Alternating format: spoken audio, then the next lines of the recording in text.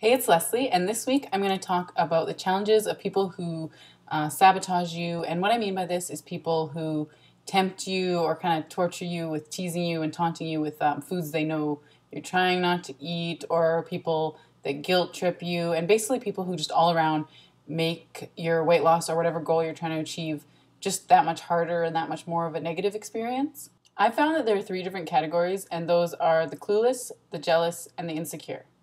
The clueless are basically the people who, it's not that their intentions are bad, their intentions are good and they do care about you. It's just that they don't understand that when they say they bring you a plate of cookies or they offer something that you don't want to eat, they don't understand how that's making it harder for you. And I mean, the thing is, they could say, well, just don't have any. But it's not that you don't want it, right? Like, you want it so bad, but then when someone puts it right in front of you, it just makes it that much harder. And it's people who, they're just trying to be nice and they just flat out, they do not get it. So that's the first category, the clueless. They mean well, but they just don't understand that they're making it harder for you.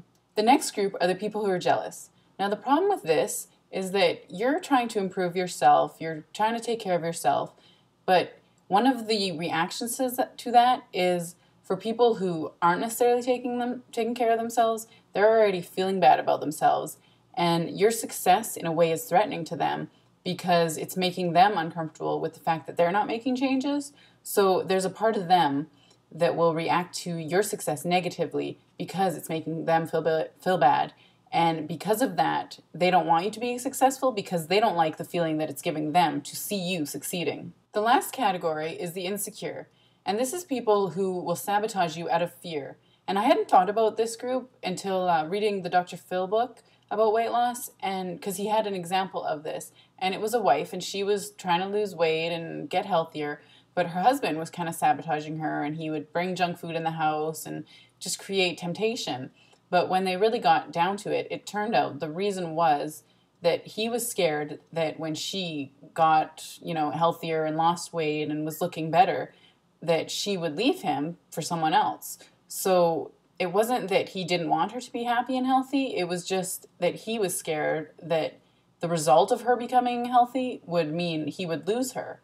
So once they discussed it and she explained that it's not that I'm trying to improve myself to find someone else, I just want to improve myself for me, then he was able to support her and, be there for her and encourage her. So it's something that just because someone's sabotaging you, it could be for different reasons. So we really never know. So either way, it is hard when people are sabotaging you and challenging you and just tempting you, making it harder. But I think it's important to really try to figure out what the reasoning is behind it, because that's how you'll know how to approach them and how to deal with them. If it is someone who is in the clueless category, it's just a matter of really sitting down and explaining to them that the things that they're doing aren't helping you. They're making it harder, in fact. And once they become aware of it, hopefully they'll change their habits. As for the jealous, try to maybe encourage them and include them in it so that instead of them being bitter about your success, maybe it will help to motivate them. And for the insecure and the people who are acting out of fear, just make it clear your intentions, that it shouldn't be threatening to them in any way. And hopefully then you can have people be on your side and be on board and be encouraging to you, because the more people you have sabotaging you, it eats away at you and it makes it so much more difficult. I found 2 health articles this week. The first one is called Tape Measure Helps Gauge Health Risk. And it's about how they're trying to encourage doctors to focus a lot more on measuring the stomach, because the stomach fat, a lot of times I've heard, is a lot more dangerous than fat that's around, say, your hips or your thighs. So it kind of goes into a little bit of detail about the importance of that. The second article is called Why Being Pretty Healthy is Good Enough.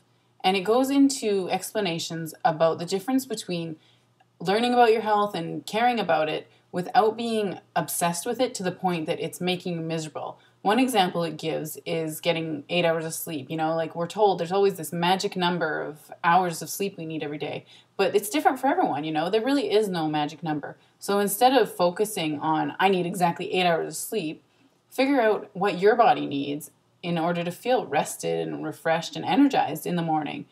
So it just gives different examples like that. And right at the end, there's a couple sentences that really sum up what the article is trying to get through. So it says, healthy habits are meant to help us enjoy life.